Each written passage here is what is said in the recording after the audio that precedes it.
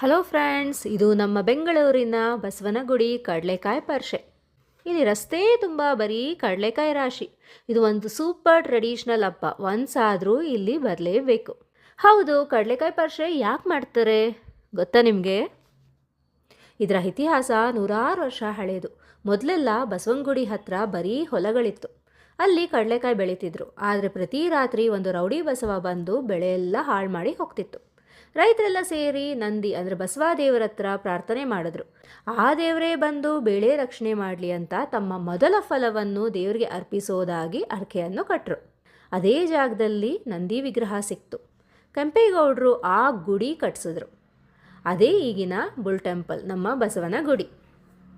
ಅಂದಿನಿಂದ ರೈತರು ತಮ್ಮ ಹರಕೆ ಪ್ರಕಾರ ಮೊದಲ ಫಲವನ್ನು ದೇವರಿಗೆ ಅರ್ಪಿಸಿ ಇಲ್ಲಿ ಮೇಳ ಮಾಡ್ತಾರೆ. ಈ ಸಂಪ್ರದಾಯ ಇವತ್ತಿಗೂ ಜೀವಂತವಾಗಿದೆ. ಸೊ ಬರೀ ಕಡಲೆಕಾಯಿ ಅಲ್ಲ, ಸಾಕಷ್ಟು ವಿಧವಾದ ಸಂಪೂರ್ಣವಾದ ಜಾತ್ರೆ ಅಂತ ಹೇಳ್ಬೋದು. ಎಲ್ಲರೂ ಕುಟುಂಬ ಸಮೇತವಾಗಿ ಬಂದು ಕಡಲೆಕಾಯಿ ಪರಿಷೆಯನ್ನು ಎಂಜಾಯ್ ಮಾಡಿ ಹೋಗಿ.